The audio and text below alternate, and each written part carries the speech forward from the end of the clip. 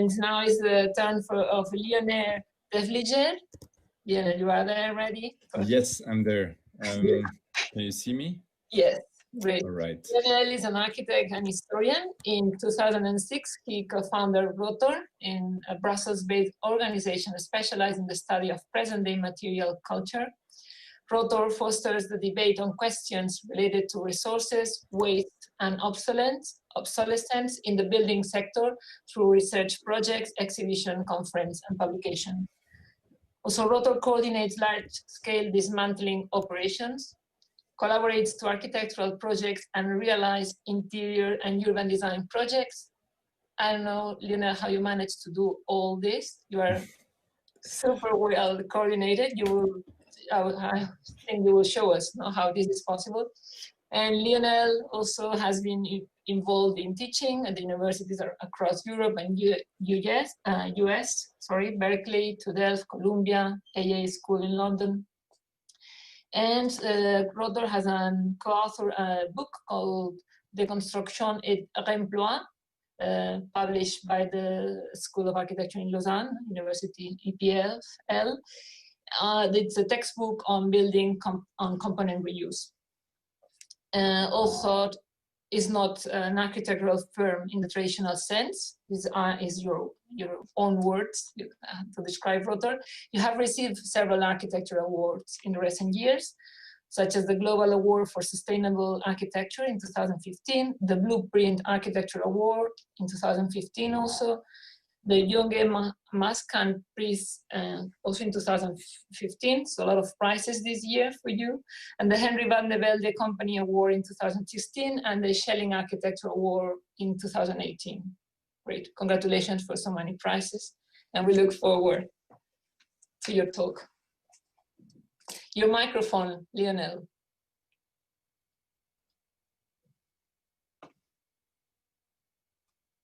Yes, here we go. Can you hear me? Good.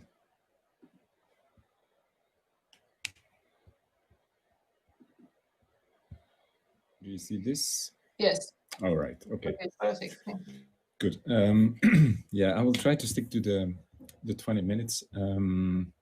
But let me start by saying thank you for inviting me. It's always a pleasure to be able to take some distance from what we're doing and to reflect a little bit, because indeed we do a lot. It's going to be difficult for me to present all what we do, but I see opportunities like this one, and certainly the article we could write for IQD. So that article was written by Camille de Gerfagnon and Victoria Van Can, who are collaborators at Rotor. It was an opportunity to reflect on what we're exactly doing, and these are kind of or pretty rare, so they're extremely welcome. So I'll start with a quick introduction of what Rotor is. So to begin with, it's mostly a group of people. So we started with 3 people in 2006, and now we're between 25 and 30 people. Not everybody is full-time employed, but we are employed. So there's it's not like in many architecture firms in Belgium where people are like independent workers. Here, everybody's on the payroll of Rotor. This is a picture taken in 2018. It's on our current site, which is in this Brussels city center. So it's 10 minutes walking from the Brussels South train station where the high-speed train is arriving. We have an exceptionally large site, I would say, for an urban context there. It's 5,000 square meters. Half of it is indoors, half of it is outdoors, but it allows us to engage in a lot of activities, some of which I will try to describe. It's also worth mentioning that a group of Rotor is constituted by several architects, but definitely not everybody is an architect. So we have bioengineers, we have interior designers, we have people with low degrees, or we had people with low degrees.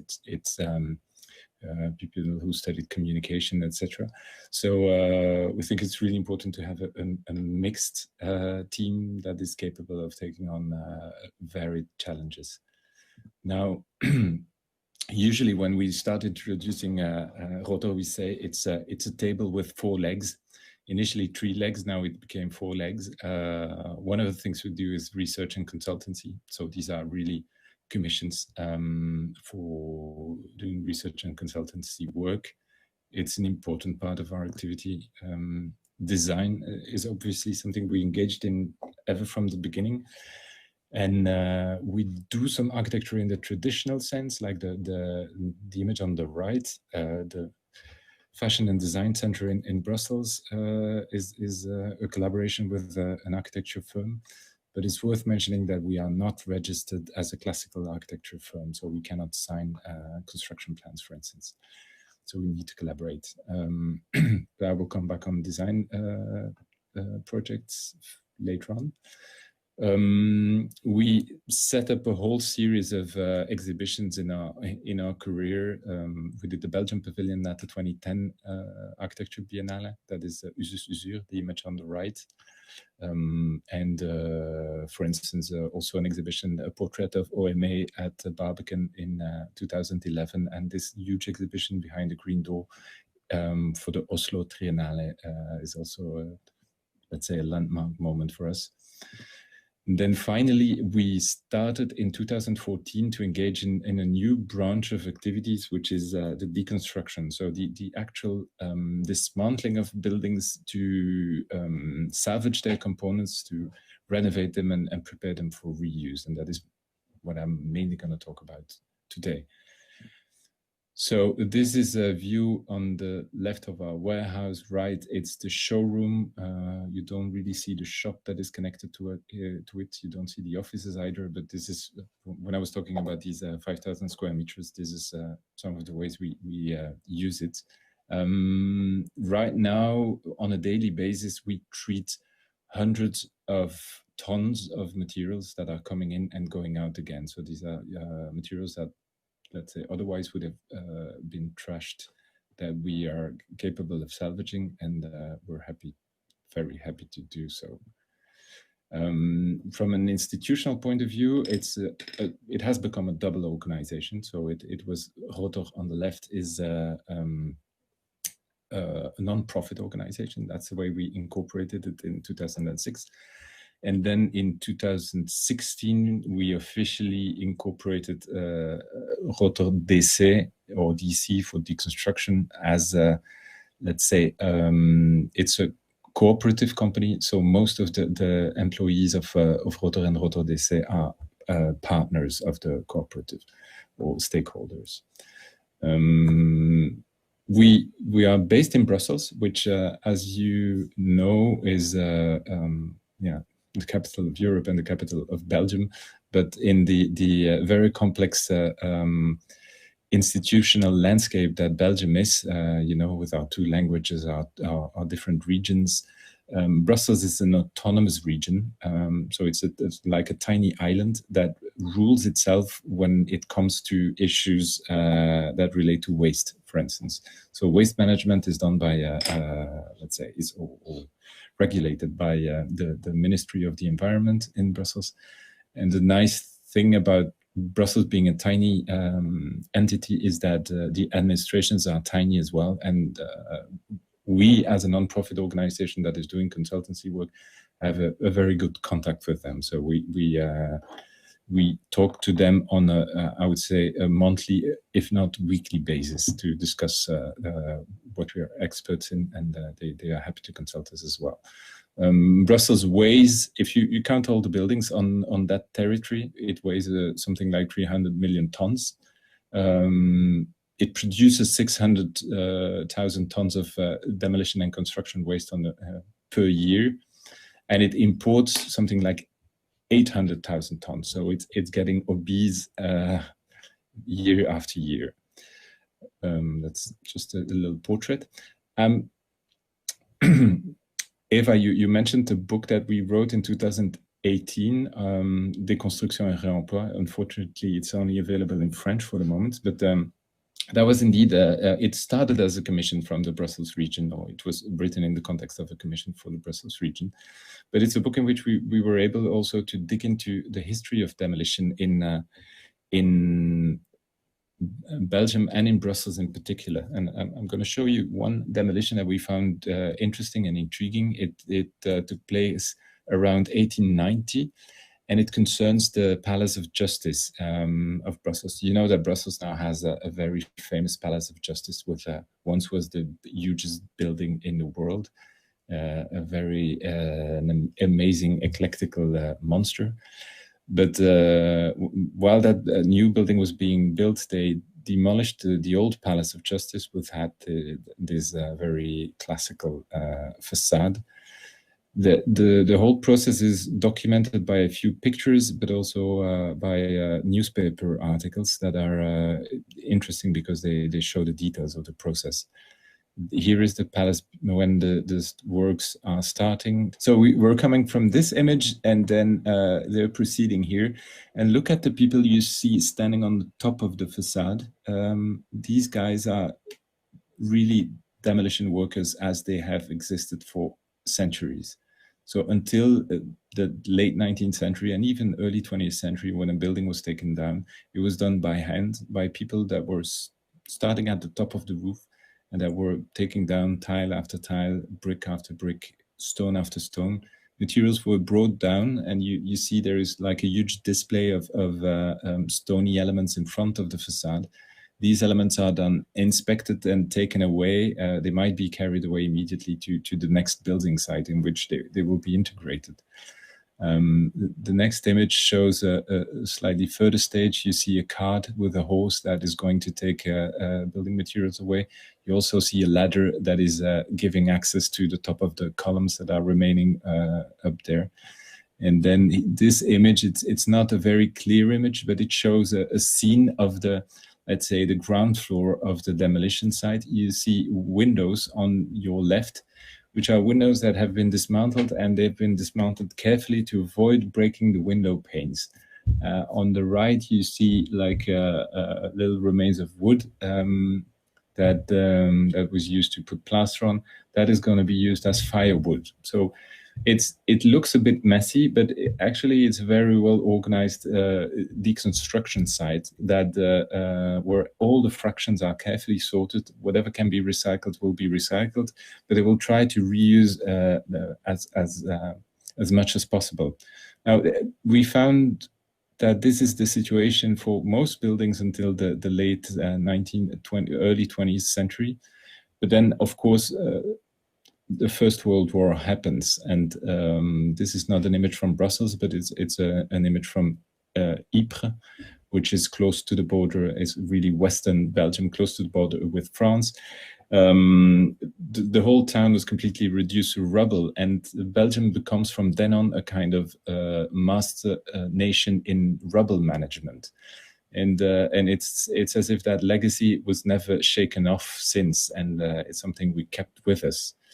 Now, obviously, rubble management becomes even easier when you have heavy machinery that can help you to do so. This is like a promotion image produced by the company Caterpillar, which of course is an American company. They co-invented the bulldozer, which is a really an interbellum invention, like so many machines that were reliant on a diesel engine. Now, it was let's say, the bulldozer made huge progress during the Second World War because the US Army was using so many of them on the front.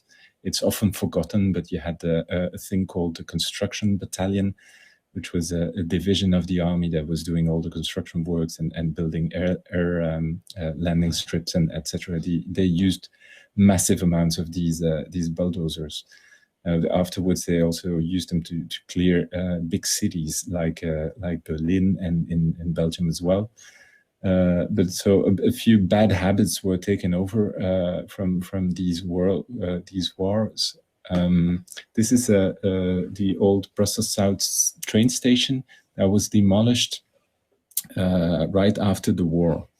And here you still see it in its state in 1928.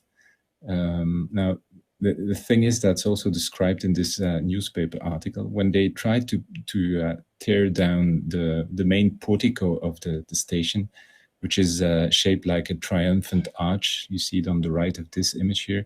It's topped by a gigantic bronze statue that is representing progress, and it's a goddess holding a torch, and she's standing on a kind of winged chariot that is representing railroads.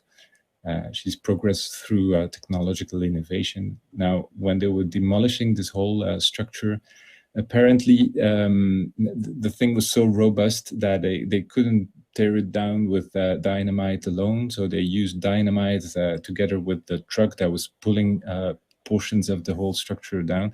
And they didn't even care to take the bronze statue away before smashing the whole thing. So it was, the whole thing was reduced to one huge pile of rubble. And you might think like, okay, this is a low point in demolition practices in Belgium or in Europe, but actually you have to realize that from then on, after the Second World War, demolition is going to be defined as, like written here, this is taken from a textbook on demolition that is from 2010, so this is not that old. An engineering project to reduce a building through manual and mechanized means to, so with or without the assistance of explosive materials, to piles of mixed rubble or debris. So this is the definition of demolition today, is reducing buildings to piles of debris. In practice, this means that materials that are perfectly reusable, such as these bricks, this natural stone, these tiles, etc., that are often worth like hundreds of euros per ton. They're reduced to rubble with a machine like this one. This is a jaw crusher. It's a machine that is funnel shaped. It has a mobile part and then another part that is moving with of course, driven by an engine. And they will, let's say, munch whatever you put in the funnel into debris, masticate it, as you might say, into debris like this one. Now, the funny thing is that Belgium is often presenting itself like a kind of model nation because I'm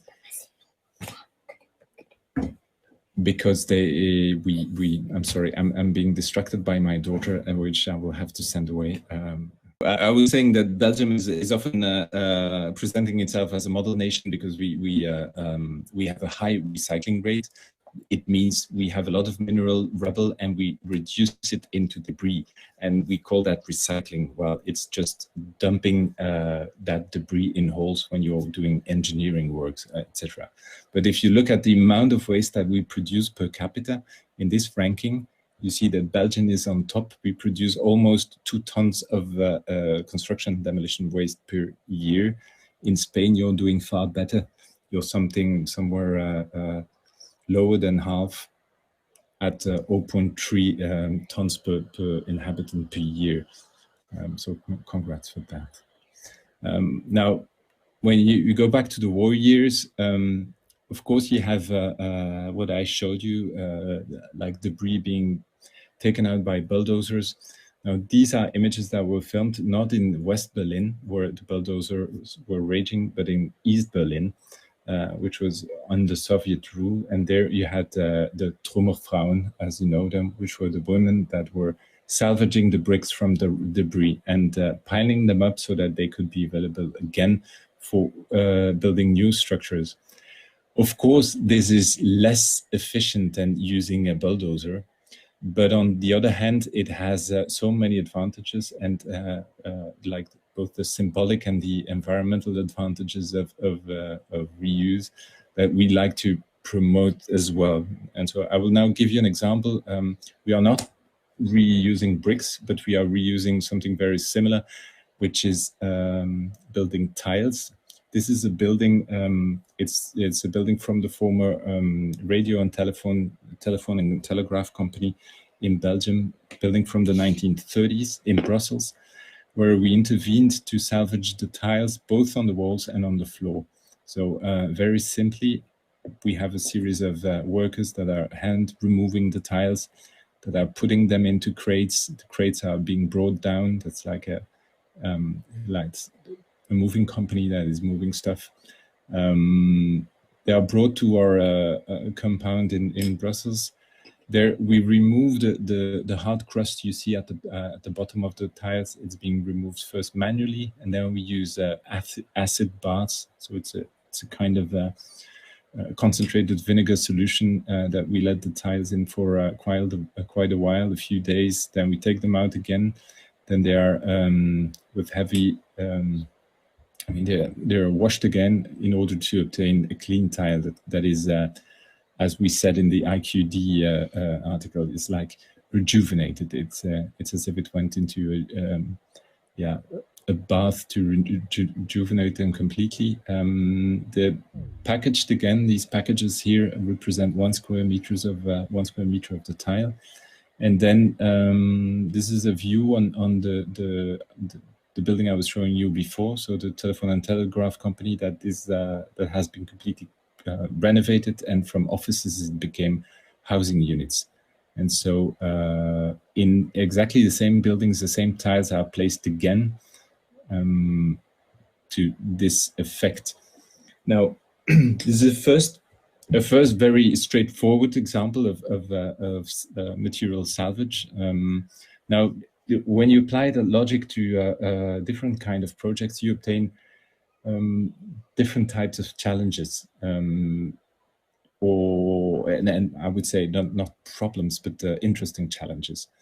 Now, so when you project it to a huger building, and when you try not only to salvage the tiles, but to salvage far more than that, you obtain something like this project, which is our first big demolition, let's say, or deconstruction. It took place in 2014, so before Rotor DC was officially incorporated as a company. And it concerns the demolition of this building. So it's a brutalist building from the 1960s, inaugurated early 70s. It's the headquarters of Belgium's most important bank. Initially, it was called General de Banque. Now it was taken over, later it was taken over by BNP Paribas Fortis.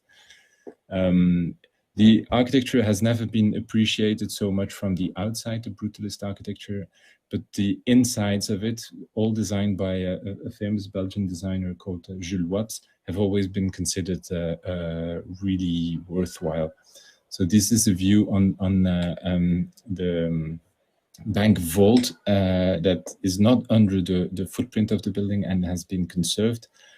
So it's sealed off for the moment while reconstruction works are going on. But you had the executive offices on the 6th and 7th floor that were completely designed by Jules Watts with extremely precious materials that had to be demolished.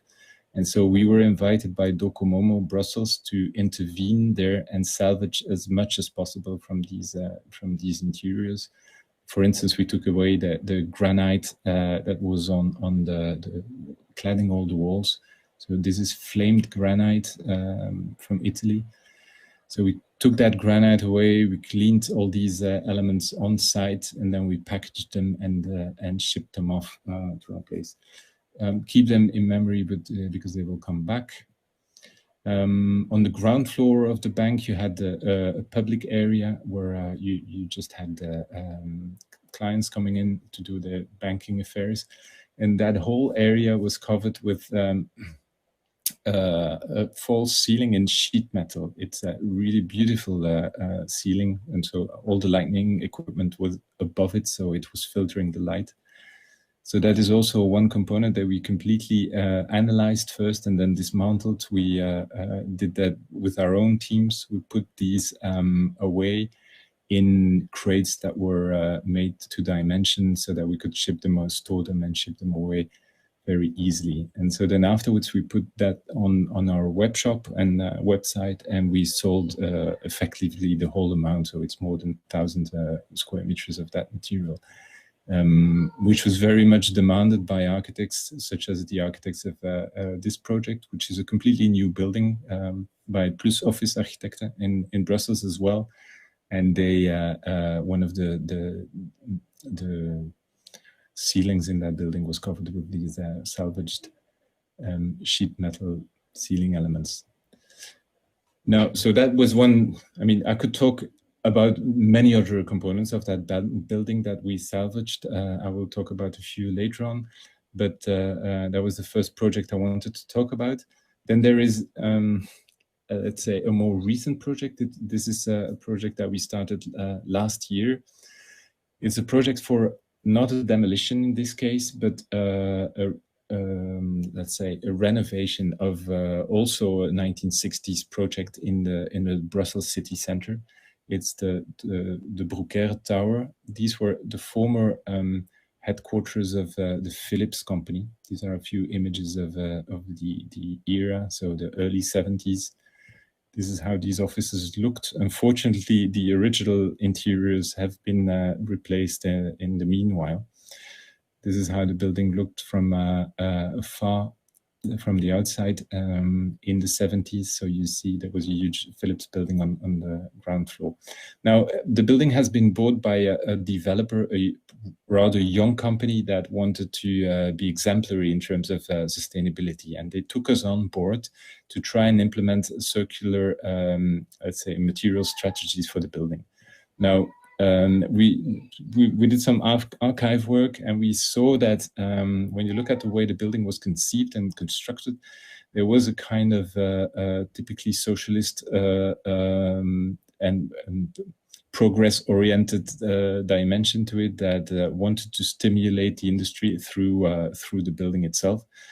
But then it was focusing on local industry. It means that all the steel in the building was Belgian steel. All the natural stone was Belgian natural stone. So there was an idea of let's say, creating employment through a building like that, which we found interesting because it's a dimension that is often so much lacking in architecture today. So this is the reconstruction in progress or renovation. So from the interiors, there was not so much that was salvageable. There was a lot that we took away, but nothing original. The facade needs to be completely replaced, and we looked at it and we realized that the facade was originally covered by these eye profiles that are it's an element that was copied from you also see it in Mies van der Rohe's Seagram building. In his case, he used bronze eye profiles. It's pure ornament. Here, these were in aluminum. So we tested the dismount of a few of them. We had them renovated industrially. So they were anodized again. And here you see on the right, you have the original profile. In the middle, it's one that has been anodized to the blank aspect. The other one is to black. And we integrated these elements in an exhibition we set up in the building itself, which was meant for the architects to present them a few materials that could be integrated in their project while they were still developing their own design project. And so the exhibition was containing elements, as I showed these profiles, that was salvaged from the building itself, or that could be salvaged in huge amounts. But it also featured like the octagonal ceiling panels you see. These are elements that are coming from other buildings that were being dismantled or recently dismantled around still in the Brussels city center area. We then set up a kind of huge program of integration of these materials, being either salvaged from site or coming from close by. And the idea was to make the stream of new incoming materials such that it had the hugest possible amount of reclaimed components in it. So we were heading for a 2%. So that 2% of the materials that needed to be injected into the renovation project would be salvageable, but now we're probably at something like 5% in weight or value. So the fun thing was that we could also convince the demolition contractor, who usually is doing just pure demolition work, to start doing some very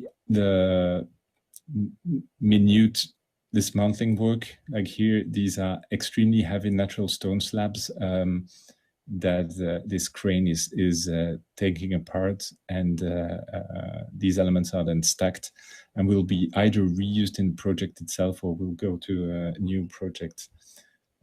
But they need to be stored away safely during the construction operations.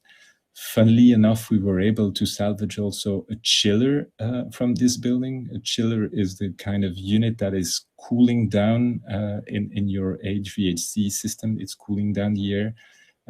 So it works with the condensation and then the evaporation of gases.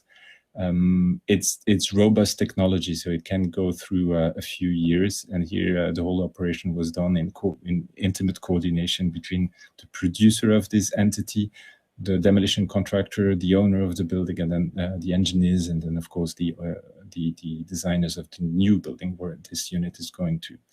So the unit could not stay in the building because the capacity of the building was going to change, so it needed to be adapted to that new capacity. And then the last project I will show to finish off is no longer a demolition or a reconstruction project. It's a renovation project completely designed by us, which is the kind of project that allows us to integrate elements that we've taken from elsewhere. The tree that you see here is some melamine marquetry that is coming from the cafeteria of the bank building I showed you before. So it's a 1970s design that we integrated in the interior of a social housing company. So this is the area where they receive the clients. So these are people that are looking for a social house. This is in a very tiny city of Flanders. So it's very remote from let's say the capital city, but it's a social housing company that always has been exemplary in their sustainability strategy. So already in the 70s, they were going for solar heating and water recuperation, etc. And they're trying to keep up that standard. And so most of what you will see in this project is salvaged material, like the chairs you see here are always secondhand. The wood in these in the counter is secondhand parquet. You recognize the ceiling elements from the bank building. The other lighting equipment are secondhand as well. The doors you see of that little cabinet, that is it's an office where sensitive, let's say, discussions with candidates or renters can be held. These glass doors are also salvaged from a 1970s building, an office building. So, and it looks like that. Now, it may be important to mention, I guess you can see it as well when we set up something like that. This is, of course, collage work, but we try to avoid making it very explicit that this is secondhand material. We think that it's important that people feel taken care of, and unfortunately, like giving the impression that things are new is important to people. So it's a kind of psychological dimension that we take into consideration. These are the offices that are not accessible to the public. We didn't design the architecture here, so this is done by W2 local architects there, but very capable, who designed a circular building. But then we provided the granite that is covering the floor here, which is the granite from the bank building that you saw before. The panels on the right are salvaged acoustic panels. All the furniture is, of course, the second hand. This lobby area or these seats are also salvaged seat elements that have been reupholstered. And then in the kitchen, of course, all the furniture is second hand, and the let's say the cupboards here from the kitchen counter is they're coming from a 1970s design also for an office space that we modified the whole and we transformed it into a kitchen ensemble. As a final image, I will show you on the right, you have the tiles of the toilet in that, let's say, social housing company, which are tiles that are coming from one of the projects they have been intervening on. So, of course, the social housing company is also building and transforming a lot of buildings themselves. And here it was a doctor's house that they salvaged these tiles from. So we have cleaned them and put them back in place. And on the left, you have a detail of that kitchen counter that is salvaged from that 70s building, also made by a famous local designer. And the funny thing is that it's the wood that he used. So he combined melamine, blue melamine, with wood that is wenge. It's a tropical hardwood from the Congo. So you have to imagine that a tree had to be felled to produce these architectural detail, just like lots of CO2 had to be expelled in the air to produce the tiles you see on the right. So the feeling we have when we look at these elements is to say, like, okay, you have to, the damage is done, so to say, but you have to honor these materials for what they've meant. And I will stop here. Thank you. Thank you very much, Lionel. It was very, yes, a very important intervention for this afternoon, and also your comments on the value of use of things. Maybe Curro, is it, everything is prepared? Everything is working? Hello, I hope so. Okay, so I'm going to introduce you first. Curro Claret, an industrial designer. He studied in Barcelona at Elisava School of Design and in Central St. Martin's College of Art and Design in London. And since the late 90s, Curro is working, designing objects, products, furniture, happenings, strategies, and some interior design for companies like BD, Barcelona Design, or Camper, also, and for institutions, gallery, or private commissions and foundations. He's regularly working with Arrel's Foundation, Todd Raval, or We Are Water Foundation. Curro also has regular teaching activities in Barcelona at Elisava, and also has taught in different universities in Europe and America. He has worked also as curator of exhibition, always relating creative process and society. And his work has been published in different media and publications, such as the Design Encyclopedia by the Museum of Modern Art in New York, 100 Years of Design, or Modern Living Accessories. And also in 2015, the editorial GG published a book called Imperfect Portrait on the work of Curro Claret. That is a written interview that Oscar Guayabero and you had, and it goes a tour around your work, and also Ramon Úbeda was involved in this book.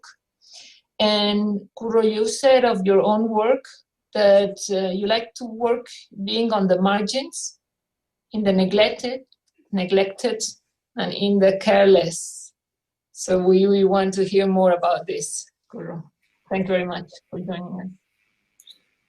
Thank you, Eva. So happy to be here, and with all the mix of people that you arrange, and very, very fortunate, very fan of all these people. And yeah, I try to talk a little bit on this project we are doing since almost 10 years now, mainly with Arrel's Foundation, with an association that works with people who have been in the street. And actually, I'm going to try to see if I'm lucky enough, and the first attempt these things works, to share the Working, Curro, perfect. Oh, excellent. Yes. Surprise, nice surprise. So I would like to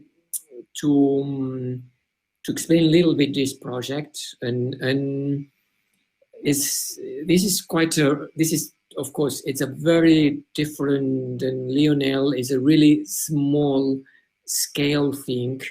And basically what we're doing here is we're exploring how building furniture can support or can be part of certain people in difficulties to recover certain normalization. And to do that, I by chance found this book as a recipe from nuns, Clarissa's nuns, and they collect different recipes. And at the end of the book, they suggest 10 points where they consider the action of cooking should be carefully paying attention. And actually, when you read this, you will see now it's just you find you can apply this almost to anything, I guess, you know. So let's see how it goes. This is the advice number 1. Yeah, maybe I guess I read quickly. So not necessarily the richest dishes are the ones made with the most expensive ingredients. A simple potato omelette can be an exquisite delicacy if we eat surrounded by the love of our family and friends.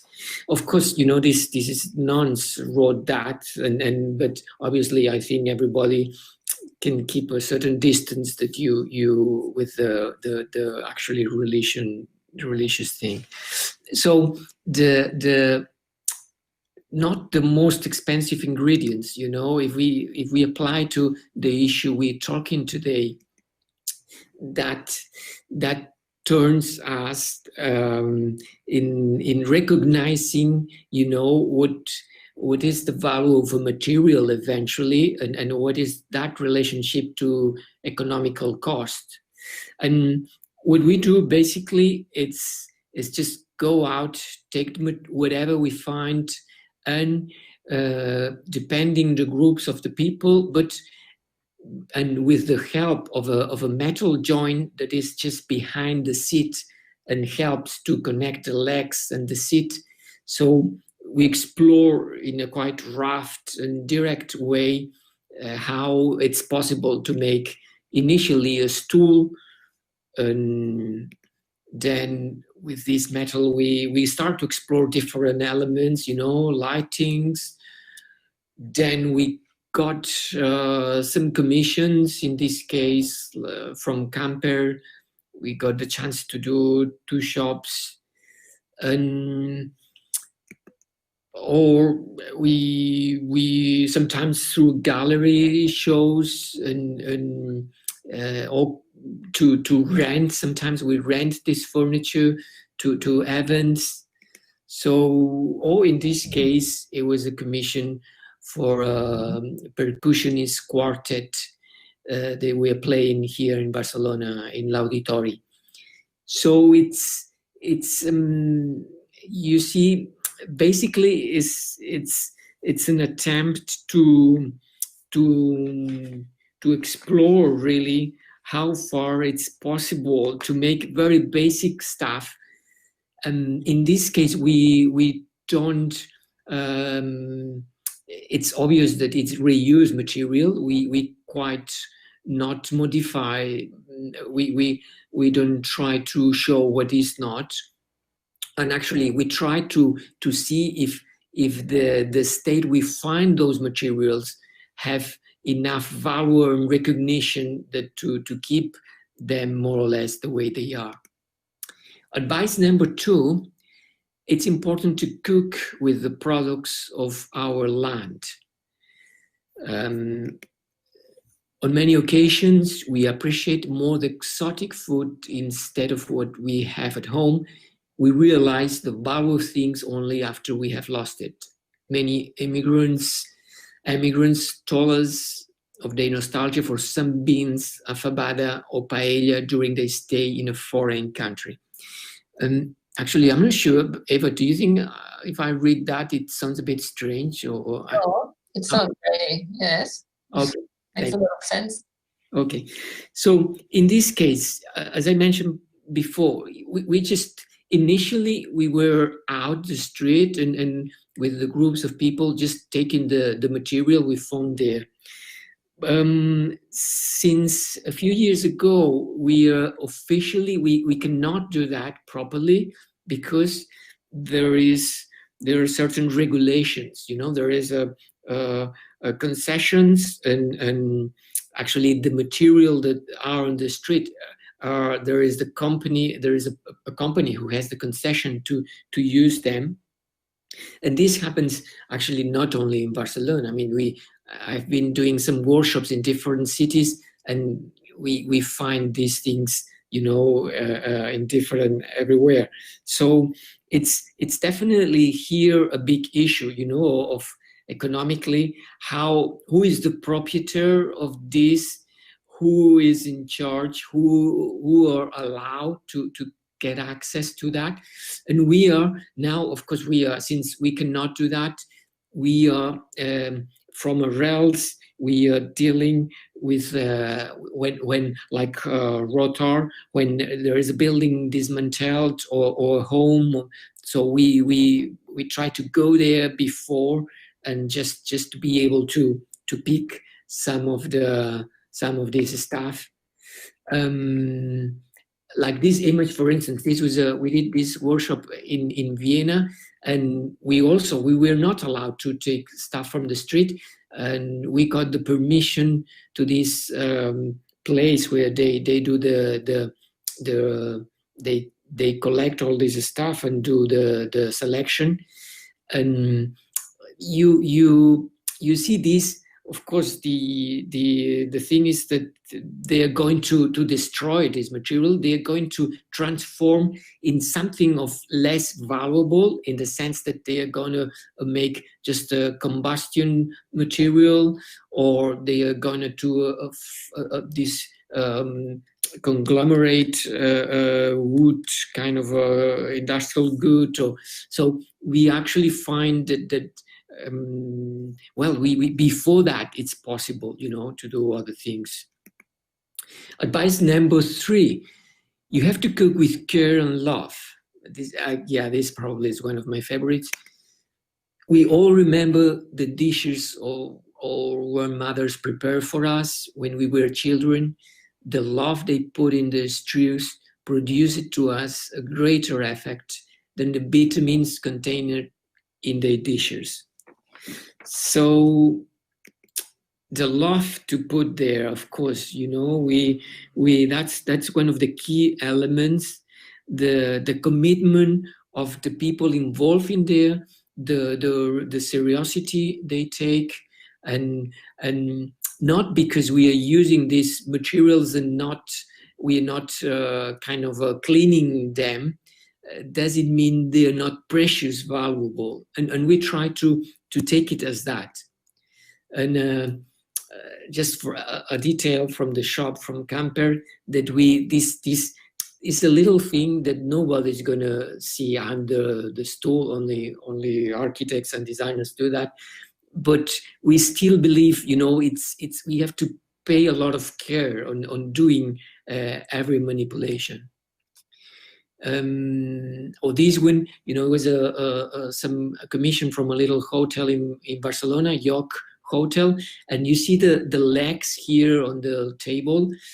For instance, that it was this one guy from a rails, from this used to be in the street.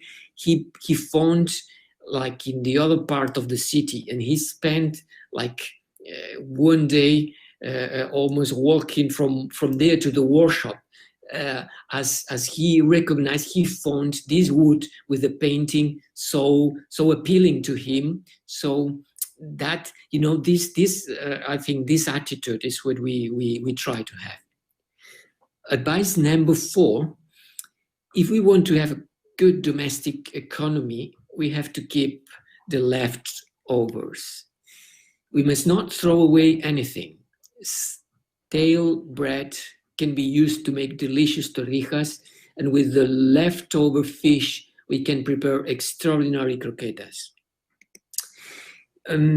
Actually, this is the point. You know, what is a leftover? What does it mean? We are throwing away things, and the idea itself is quite throwing away. You know, and we are used to, this is our system, the economy, the throwing away economy, and it's, I guess we part of the project is challenging and as many other practice, of course, but trying to show that to question what is throwing away and why, and the paradox is, one of the paradox to me is that most of the materials we work with, all these pieces of wood, the wood it's themselves are of better quality than most of the neo-industrial furniture wood made of.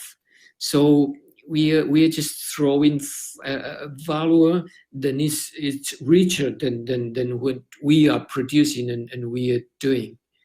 And well, you see, for instance, this was the commission with the musicians, with the lights on the back, and yeah, well, all this is it's from the street. No, of course. Number 5, advice number 5. It's true that certain built-in kitchen appliances are useful to work faster. But in any case, these are differences between the dishes prepared with patience, without looking at the watch, and the ones prepared just to make them quickly.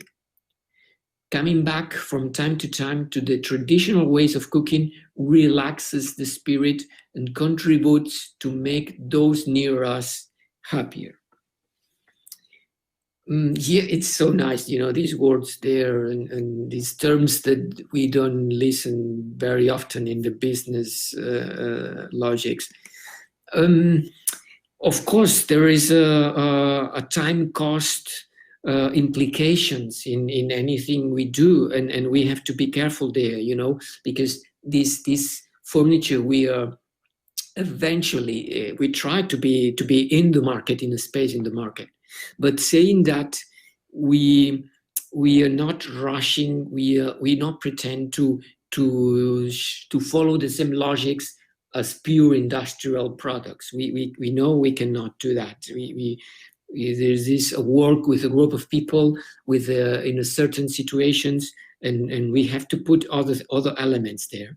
And sometimes, you know, we have basic tools, and yeah, I guess it's a certain dichotomy that if we had a really sophisticated, wonderful tools, we could do much products, much production, but then maybe I believe we will lose some other aspects, perhaps.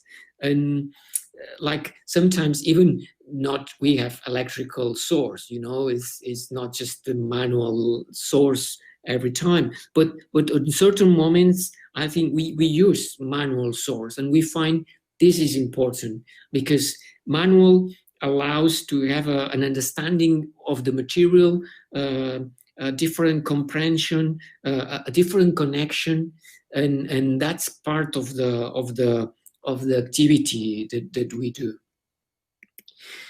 Advice number 6.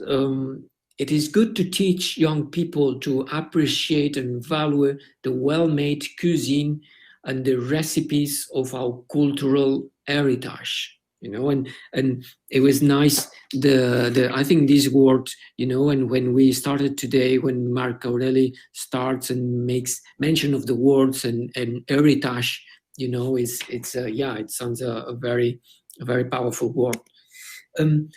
Their sensitivity and their stomach will thank us. So we one very important task that we are doing with our RELs and when we're doing a workshop with other organizations, it is to mix these groups of kind of marginated people, of outside people with let's say the whole of society, and in a way you could say that our project it's in a part, is an excuse almost to generate these situations where people meet without, hopefully, the prejudices of, oh, I'm whatever, I'm designer, super cool, or I'm architect, super great, or whatever. But I'm just a person, and I'm doing today, like this image.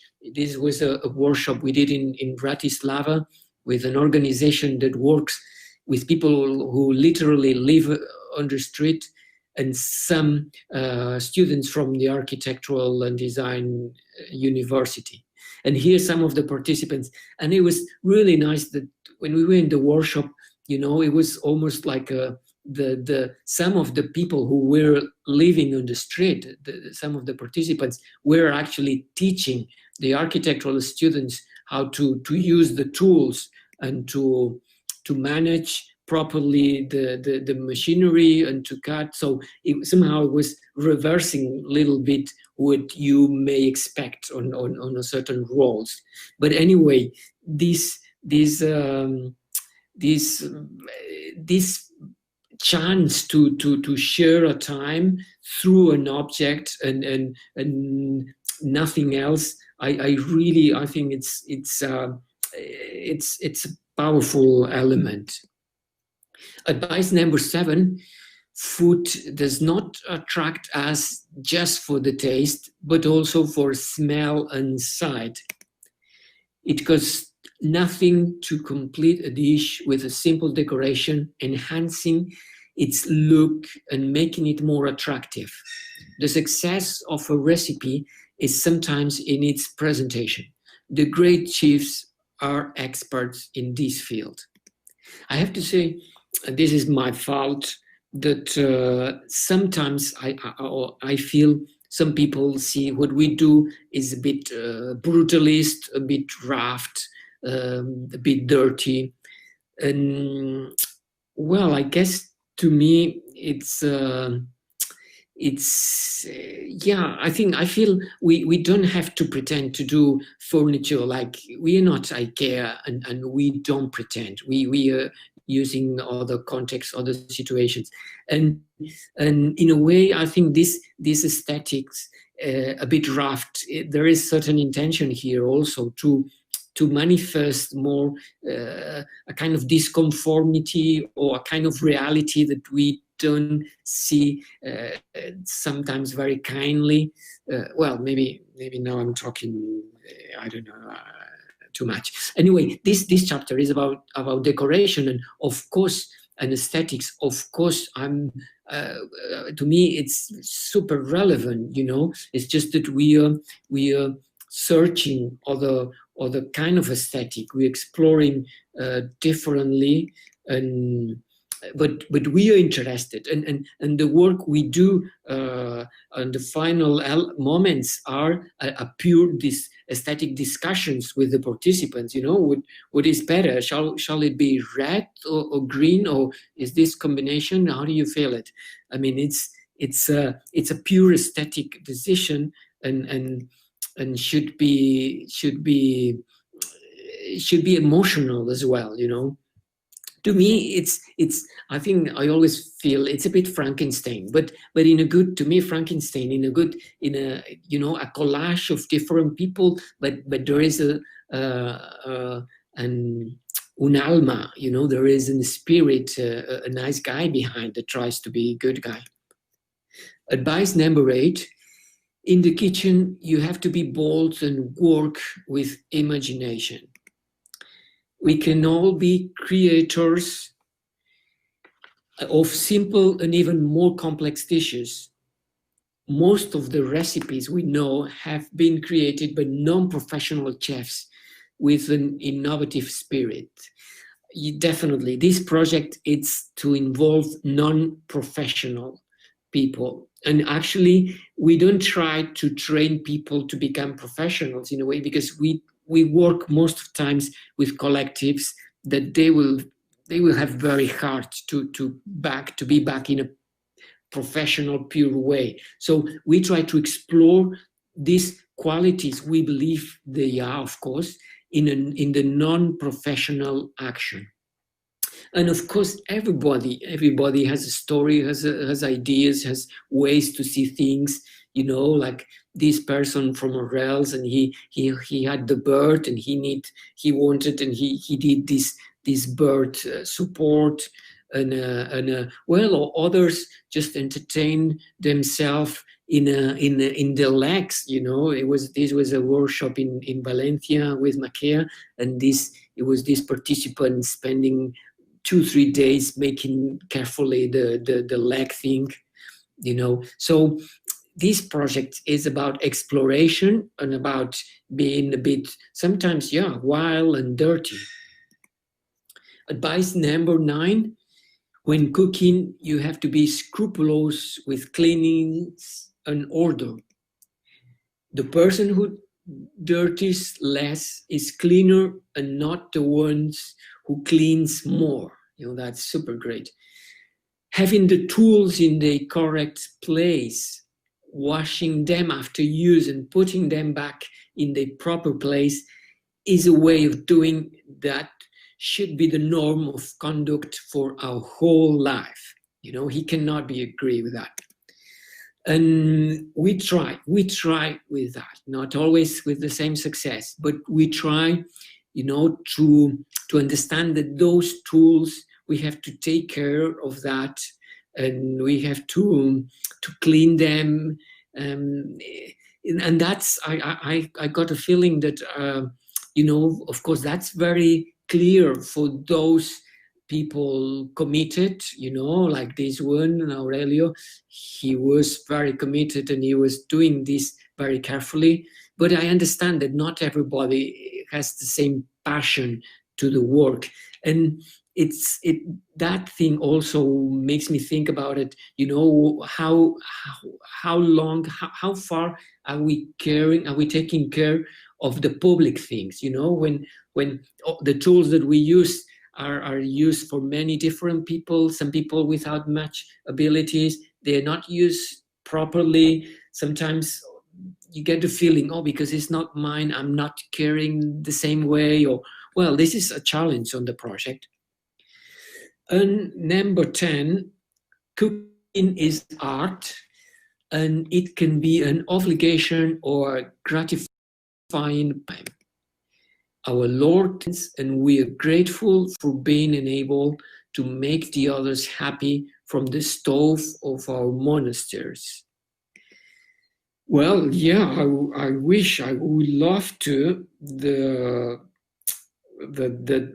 We try, of course. It cannot be an obligation. I mean, this is a really, we are paying a lot of attention when we work with different collectives. I mean, why are you here? Are you participating? Is someone forcing to you? I mean, should be a decision, and should be you should be a chance to explore and to have a good time, to enjoy that. And you, of course, you realize that when that happens, the results goes farther than the pure aesthetic thing. And I'm not saying that the aesthetics are not vital for us, you know, it is certainly, but I mean that there is something else, that behind each of the stool there is a story, and somehow I would like to believe that something of that it transmits on the pieces. And actually, this is one of the first. This is Aurelio, one of the first stools that we did. And yeah, he will explain a story from here. You know, he found the big tree. It was near the place where he used to go, and the legs he found. And then he thought, I mean, it's kind of a portrait, a little bit, I feel, somehow. So actually, this is the presentation. Thank you. This was very good, Curro. Really enjoy it. And that's great. So maybe we can go. I will let you and Lionel, you have introduced complete another field into this subject of second-hand, dealing with economy and also with work and the quality of the work that we spend so many hours. I think Also really good. But I would like to ask both of you also again, why is this fascination for this object, in the case of Curro, forgotten by others, in the case of Lionel, is willing to put them again in use and even prepare them, that they have this mixture of being new and being prepared for another mind to think on them. And I also like the contrast between the two ways of presenting materials when you deal with them. So who starts? Lionel? Well, maybe I have to mention that I was trained as an architect, but I'm also a historian, in the sense that I did a PhD on the Italian 16th century at some point in my life. And it's actually through that work and by looking at the 16th century and that I realized the wealth of culture that could be embedded in a material, for instance. And I'm thinking of the way that Renaissance artists or sculptors or architects were reusing marbles that had been imported to Italy by the Romans, and that they were perfectly capable of reading what understanding the Romans had of that marble, and then reinterpreting it and taking that meaning along in their own project. And so yeah, I think it's a fascination with the semantics of materials. In my case, that brought me to go on board enthusiastically with the Rotor project. So there's a lot of semantics that is already there in an object that you find. There's also a lot of industrial or artisanal knowledge and expertise and skill, and that is far too often pushed aside by architects, because the idea is to imprint your own creative ego on something. And I think that it's a bit a lesson that we have to learn, is to be humble when confronted with materials. Great. Thank you. Curro. Actually, I could copy quite a lot the comments from Lionel. To me, the first, I would completely agree. The first impulse, it's pure aesthetic appealing. I just like those materials, and I like of course, if you go further, I like the stories. I like the marks. I like the feeling that it was used previously, and somehow it's, if you think in a human history, it was other people before us. Hopefully, there will be other people after, and we are just there a little time. So this continuity, we transform the resources, we use what it was before, and the guys who come later, they will use, hopefully, if it's not too much shit, what we left. So this thing of continuity and little transformation, depending the circumstances and the conditions and the needs, I think it quite appeals to me that this, what we do is not the final thing. It's just for a moment, for a while, we're using, but then it will live longer in a different life. Great, thank you.